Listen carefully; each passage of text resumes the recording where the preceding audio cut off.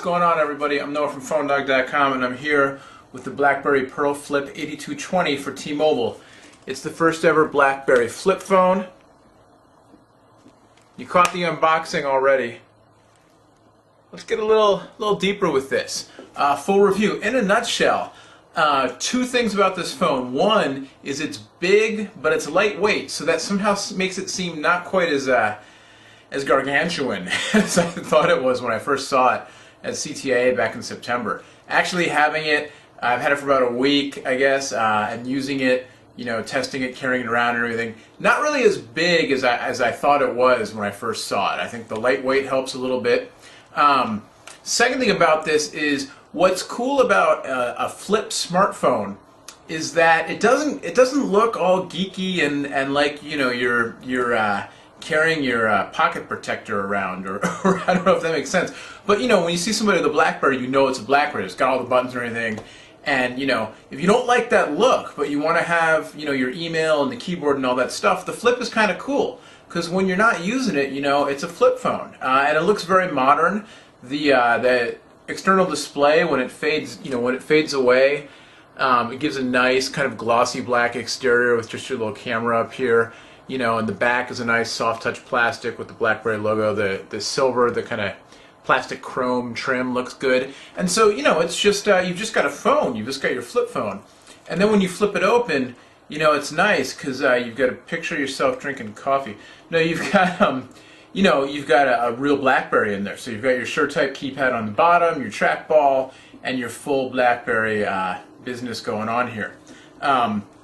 Basically, the pros in this phone, you know, like I said, it's a real BlackBerry, so it's got the SureType, it's got the BlackBerry push email system, which is great. It's got Wi-Fi, and it's UMA enabled for T-Mobile's hotspot at home. A real headphone jack, 3.5mm there on the side, so you can plug in your headphones, listen to music. It's got the new BlackBerry OS 4.6, and it's lightweight. You know, it's a lot, even though it's big. It's kind of sleeker feeling once you have it and you know you carry it around with you and everything. It feels more modern than it did at first. The downs on this device, it is big. Also the flip thing is I mean, it's fine, you know, when you hold it up. It's the hinge is a little strange at first. You kind of wonder why they did that. The trackball's a little on the small side. I thought it was pretty easy to use, but it's smaller than the trackballs on like the Curve or the Bold, and it's a slower processor than the Bold is the big thing. So in my using it, I found that I definitely would sometimes get, you know, the little watch face that was telling me that the phone was thinking and I should just chill out for a minute. I think you're going to get that more in this phone than you will in the Bold because it is a slower processor running the OS 4.6. Also, the screen is lower resolution. It's 320 by 240. And you know, some things look great. I think the OS here looks pretty good when you just look at the icons and everything. You know, things look nice. When you get into watching videos and that kind of stuff, web browsing also, you definitely hit some rough spots. But we'll take a closer look, a little tour around. It's the BlackBerry Flip 8220, the first ever flip BlackBerry phone, GSM, Edge, Wi-Fi, no 3G. It's Edge and Wi-Fi from T-Mobile. Let's check it out. Hey, so look, it's a special guest star. It's the BlackBerry Flips video, but the LG Lotus is making a special guest appearance. Why? Because in the same week we got these two new phones, which are basically flip smartphones or flip messaging phones. I don't know if it's going to become a new trend or not, but it's kind of interesting. These, you know, people want the full functionality, the QWERTY with the email and the messaging and all that stuff, but they want their style. And so these are two of the newest phones to have that kind of thing going on. The Pearl Flip, obviously, which we're talking about here in this video, and then the LG Lotus, which takes, you know, a different take on it. And we'll just show you both of them just so you can kind of see. I'll zoom out here, and you know, the Pearl Flip, as we talked about, has the SureType style keyboard on the inside. What the Lotus does is it's a shorter but much wider phone, and it's wide enough to have a full-on QWERTY board there on the inside. And what you get, what's interesting, and I'm just showing you this, you know, because this is what we do on PhoneDog. We want to show you everything so you can make your own choices. We'll have full reviews of the LG Lotus later. We have a separate unboxing video you can watch already. and we'll do a full review later and everything. But basically, I just wanted to show you, it's an interesting kind of take on the form factor. This kind of weird square form factor lets you have wide internal screen and your full keyboard there. But enough there. Get off the set, man. It's not your show. So let's get back to the Pro Flip here. Like we said, it's the OS 4.6. It's got the external display. There's no external controls. But what's kind of cool is you can use the rocker switch on the side there, and you can see I have 322 messages. And you can hit the rocker switch, and you can scan through your emails, which is pretty cool. A nice little feature. So again, it's very stealth. You don't want to have the whole BlackBerry experience. You want to be that guy or that girl with the BlackBerry at the dinner party. But what you can do is you can have your cake and eat it too. So you can be looking at your email, and then you let it sit for a second, and your email actually fades up onto the screen, which is kind of neat. You can get kind of a preview there to see, is it really worth opening up the phone to read the whole email or not? And then, you can stop on your header, and you can see the beginning of it, and you can open it up, and then you can go. It doesn't go straight to the. Oh, yes, it does. Look at that. It goes straight to the message. So now I can read my whole message there. And so we'll take a look at the email here. It's the BlackBerry email system. It's great. It's push email, so you don't have to hit the retrieve button. It comes automatically for you. And you've got your BlackBerry menu system. Now, to somebody who's not used to BlackBerry, this might seem kind of complicated. It's a smartphone, so it's got a lot of power underneath. So here's the OS 4.6. It looks pretty nice. The kind of neon icons on here at the bottom. If you hit the BlackBerry key, you get the full menu here. It'll take you a quick tour around.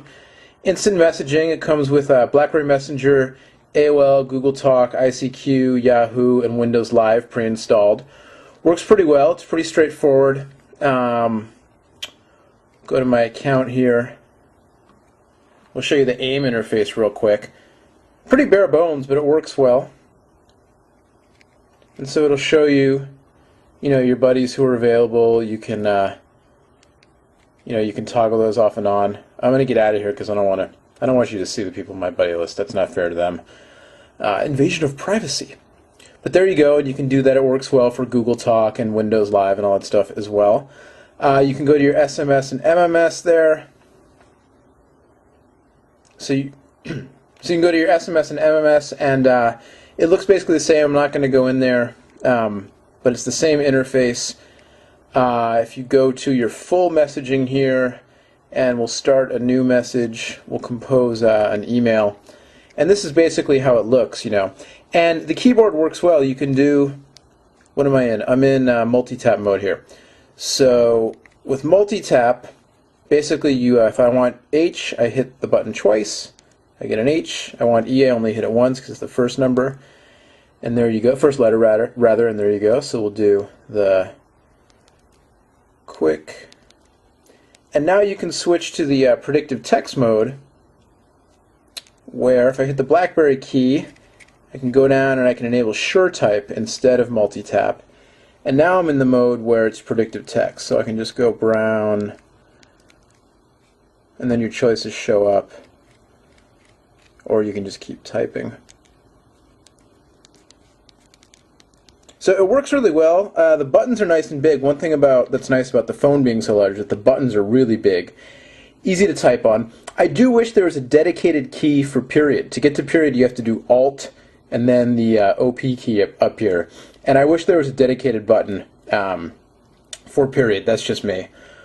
But anyway, the email works great, like I said. Picture messages, text messages, everything looks good. So we'll get out of here and not change those. We'll take a quick look at the media player here. And we'll go back. So you've got your music, your videos, your ringtones, your pictures, your voice notes. So I'll show you first on videos. Mute Math was the demo that came on here, so we'll load that one up. So it plays widescreen. And I don't know if you can really tell here, the fonts are smooth. The image when he's moving, it gets a little pixelated. You know, it's fine. It's not the bold. The bold really blew me away with how good the screen looked. This isn't that. This is, you know, a little bit of a step down. But it's kind of, you know, it's more of a messaging phone than a smartphone, but it has smartphone functionality. So, you know, given that it's a step down, not top of the line, it's fine. It's not amazing, but it's fine. I loaded on this short video clip, which is an AVI clip. And it's interesting. It plays it. I'm going to get some... But it really taxes the processor. And you can see I'm hitting the trackball here, and it took several clicks. And now it's not responding. It'll take it a second. Change the theme. Let's try Amoeba. So you can see, you know, it's not that hard to overtax the processor. And that happened to me a bunch when I was looking at websites that had a bunch of JavaScript on it, that kind of thing. I didn't have any hard crashes, but I did get, you know, either the little clock face telling me to wait, or, you know, this kind of thing would happen.